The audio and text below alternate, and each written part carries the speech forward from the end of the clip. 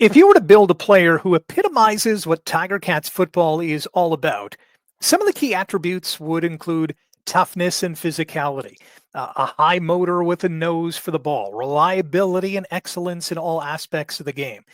What you'd come up with is today's fifth quarter show legend. This is episode 18 of Legends, and I'm happy that you're here once again to celebrate another in an endless line of renowned Ticats. If you're new to the fifth quarter show, please consider subscribing. And if you like this video and others, click the thumbs up and leave a comment. I love reading your thoughts and memories after each episode. Today's fifth quarter show legend is Rob Hitchcock.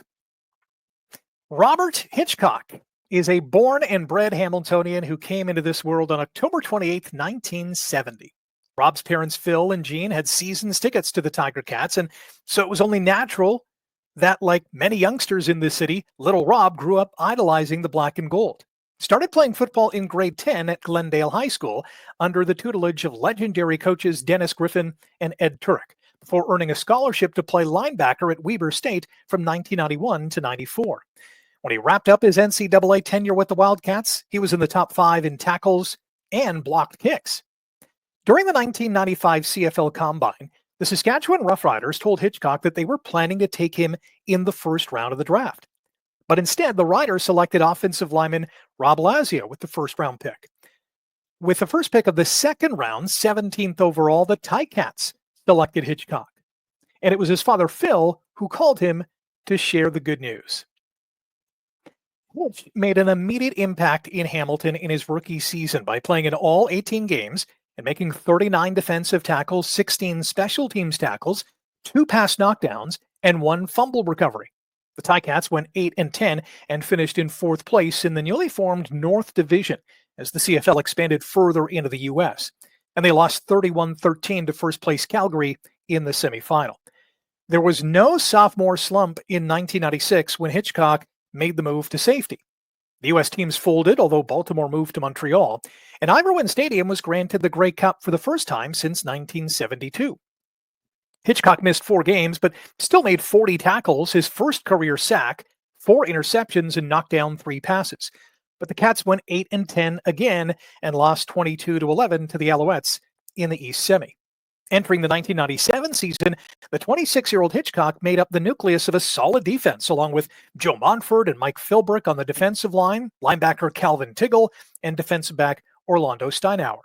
Despite some promising youngsters on offense, such as former Las Vegas quarterback Anthony Calvillo and receivers Mike Moriali and Andrew Grigg, along with veteran Earl Winfield, the team slumped to a 2-16 record.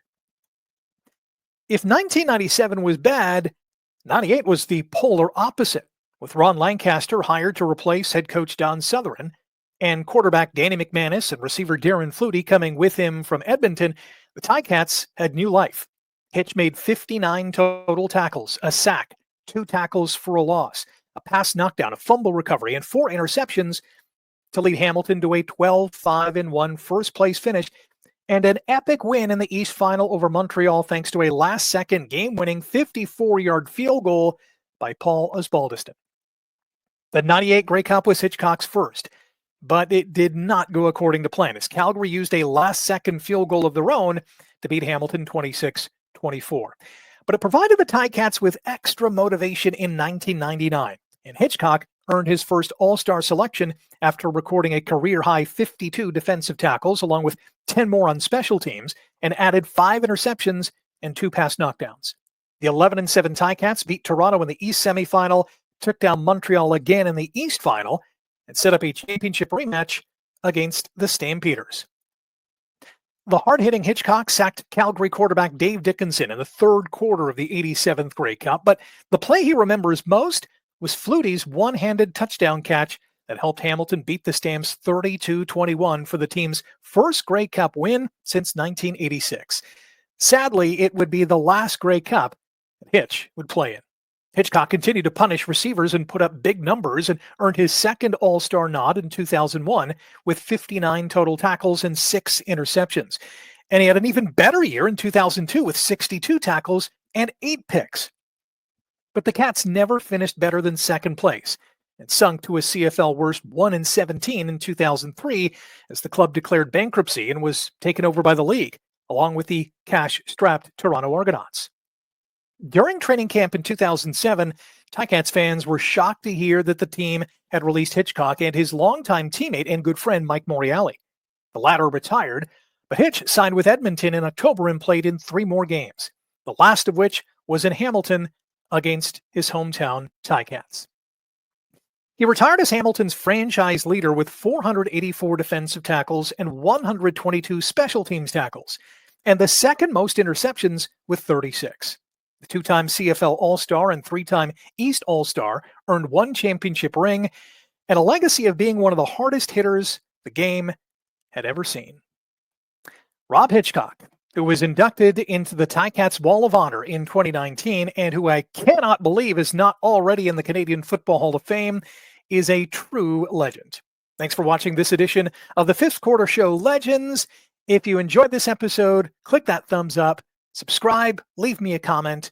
Until next time, Oski Wee Wee.